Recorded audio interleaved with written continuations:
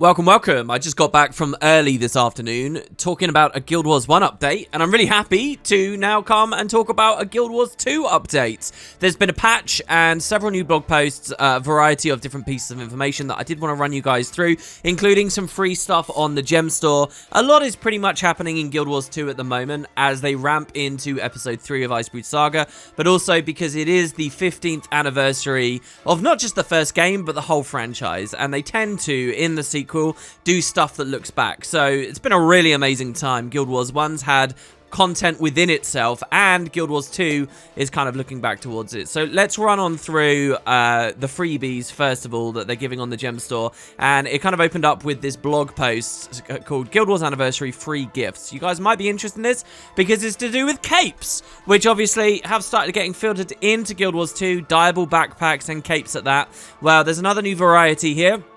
Hangs a little bit more on your differently on your shoulders, and is specifically nodding to the original game. Here's what they say. Marks the 15th anniversary of Guild Wars. Every day we're overwhelmed by the support and enthusiasm of the community. Whether you're playing since Guild Wars Prophecies or you're new to the franchise, thank you so much for joining us on this journey. In celebration, they are giving, and you've got until May 19th to log in and grab this, guys. I'm sure since many of us are at home at the moment, it won't be too hard. But this exclusive cape inspired by an iconic Guild Wars character is free to claim in the gem store. And they're doing these other free gifts here. Let's face, I mean, some of you, I'm sure, will be interested in the transmutation charges, which are in the gem store right now, I think. Then it's going to be an XP booster, 2 statuettes, a mini egg, and then I guess a communal boost bonfire is pretty cool. So yeah, a lot of this stuff isn't too compelling, but a new cape is. And I actually haven't equipped it yet, so I figured I would do it in-game with you guys. We'll see what it looks like. And what I've done is I've skinned out my warrior here to look very Guild Wars 1 themed. I'm sure you'll appreciate the detail I went to. I was very close on picking the regular fiery dragon sword instead of icy, or the elemental sword, but you gotta go with icy dragon sword in the end, right? So yeah, if we hit up the gem store, they've got that new UI there telling you whenever they're giving you a gift. You can click promotions, and here it is, the free Prince Rurik's Vanguard cape. Let me pick it up. There we go. And let's skin it on, I guess, over my backpack, which I currently have hidden, which is the really awesome Path of Fire backpack that I love using with my normal golden set. But for this video, I thought I'd do it a little bit differently. And it's damaged, but don't worry about that. And, wow, that's kind of weird with the shield. Does that always work that way? That is very, very weird with the shield. Let's weapon swap to just have some axes here. So there you go. That's, so there we go. That's pretty much a lot like how a Guild Wars 1 character would look. This whole thing of having a cape slung over your shoulders, like, this was everywhere, because in the original game, having that cape would represent your guild's emblem. We have that in Guild Wars 2. I did a video about it. I actually think the Guild Wars 2 version of it is even better than the original. It's kind of like you get a ton of die channels. And, well, yeah, this is reminiscent of Prince Rurik. I can't actually remember what the specific emblem is. Is that just representing House Ascalon? You'd think as a lore geek, I would recognize that symbol immediately. And I definitely visually recognize it, but what its actual meaning was, I couldn't tell you at the top of my head. I think it's just to do with the Adalburns, really. And you never really think of him as being Rurik Adalburn, do you? You just think of him as Prince Rurik. But there you have it. So I'm sure we can dye it as well. As you can see here, yeah, we get 4 full channels. One of the things people were a bit disappointed about with the original free cape that they gave us, or the original in-game cape, was that it only had 2 channels, while the thing they released on the gem store had like 4. Well, now you got a 4-channel thing completely for free, as long as you log in during the anniversary, and you can do all kinds of stuff with it. I'm not even going to try, because I usually suck at these things. Can you dye the back of it as well? I'm not too sure. As we run around, climb, jump, whatever. I'm kind of tempted to just play on a character that looks Guild Wars 1 themed and inspired for a long time, but I'll have to figure out some kind of good shield skin that works well with the cape. I mean, standing still, I guess it does, but moving is a little bit of a different story. But good stuff, and Guild Wars 2... really coming into his own with a lot of capes to choose from now, in addition to this, a hell of a lot. Let's run on through some of the other changes. Like I said, there was a patch, a few other blog posts, starting with this one here. They're doing a welcome back to Guild Wars 2 event as well. In fact, you might not have seen it in-game here. Oh, I'm in the story mode dungeon. I usually come here in a video, if you guys have ever been wondering, because when you come here, it's, Jesus Christ, it's daytime. even if it's night in game. I really don't recording at night, and when I go to Cordicus's Manor, it's always day, so you can see the lighting a little bit better. But if you have a look on the top right, we have the Super Adventure Festival going on and the Welcome Back event.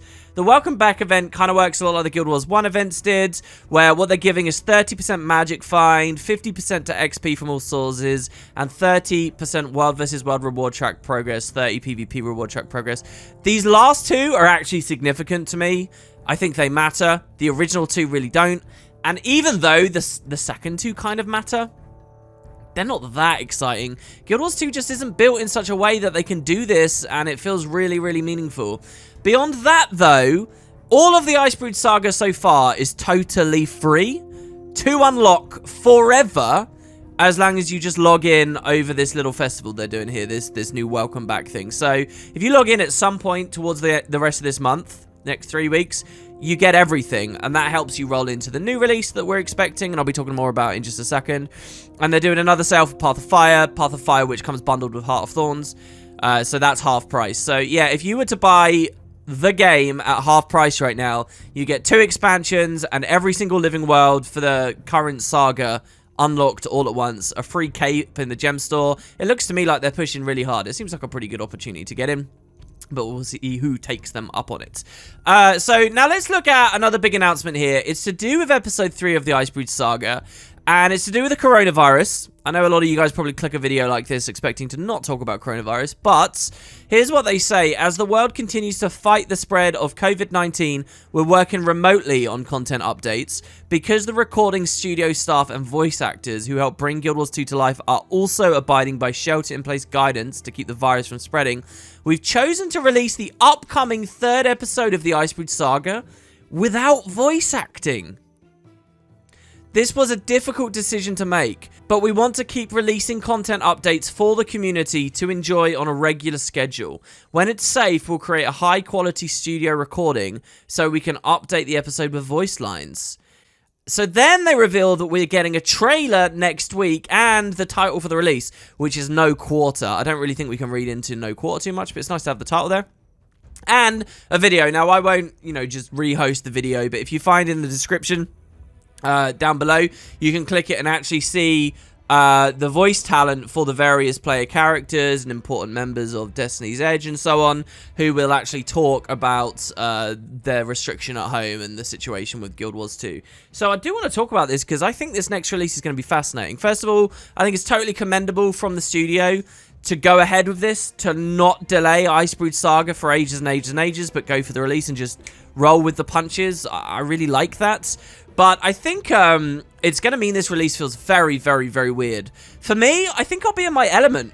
This is going to feel a lot like how many of the Guild Wars 1 story updates were, and I've never been annoyed or upset by minimal voice acting. In a lot of ways, for RPGs, I actually quite enjoy reading and taking the text at my own pace and sort of voicing it for myself. So it's going to be weird to have a Guild Wars 2 release that feels so much like the story delivery I was used to all that time ago. You guys need to seriously consider just how difficult it might be to follow the story this time, because a lot of the way that Guild Wars 2 is structured is you're doing some kind of combat scenario and voice cues are happening at the same time. And I can think of no better example than the recent Living World update, in which, as you move along with the tank and so on, you're actually listening to a lot of members of the warband talking over your gameplay.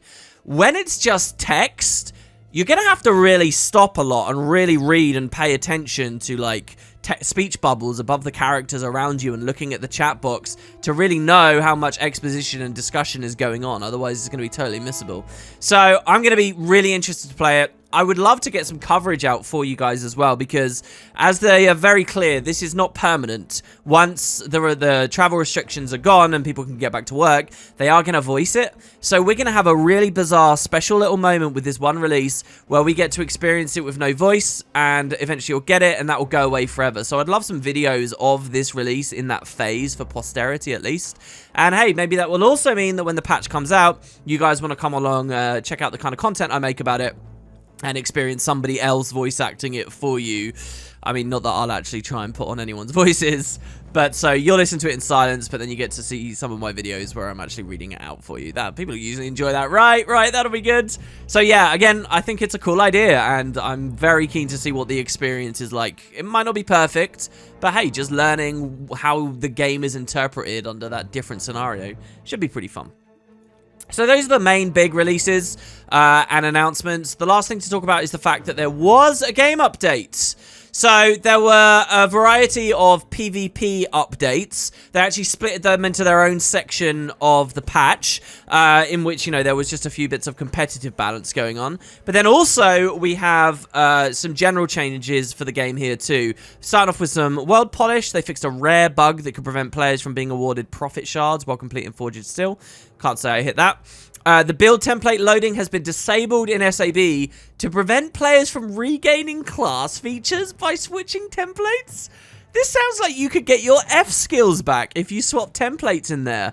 That's incredible, and I wish I'd got in on the action. Very fun.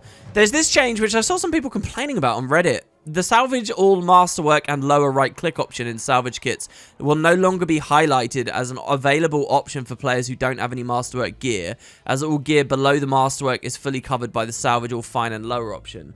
So it's no longer grayed out. Big deal. What's there to complain about? And then finally, sell junk option in vendor windows will also be grayed out if you don't have any junk items to sell. Just minor, convincing little things. Oh god, while I was all tabbed, this Ayrton was having his way with me, even though we're in freaking Queensdale.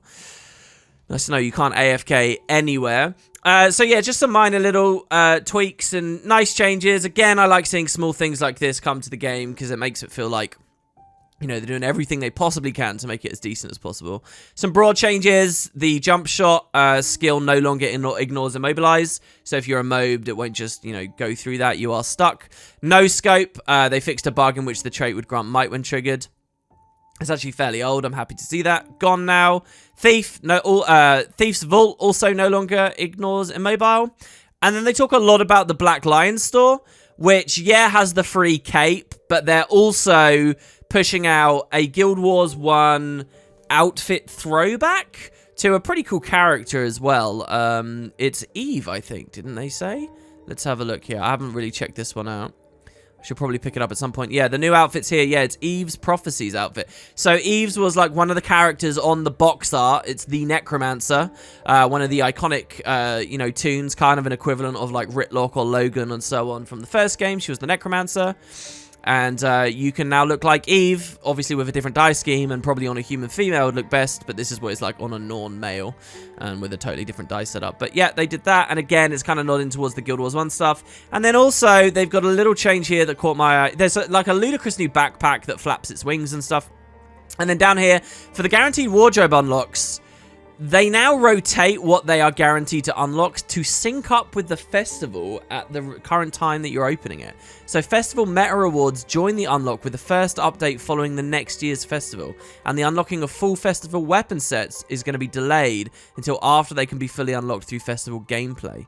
So those are now getting brought into the fold, but you know, there's going to be a delay to make sure that if you're really going for all this stuff, you do the festival anyway. And then there was some kind of issue with roller beetle skins where as you sped up, the color wasn't changing from blue to red like it should. So yeah, that's it really. The patch itself is not the main focal point. I actually almost didn't make this video just because I don't find the patch to have been that significant. But in general, the other stuff has kind of tipped it over the edge. Make sure you head on in, get your free cape and so on. I just love the thrill of being able to sit down in one day and talk about a patch for both games at once. This may be the only time I ever really experienced this. So there it is. Thanks, guys. Hope you enjoyed watching. Let me know what you think. I'll see you for the next one very soon.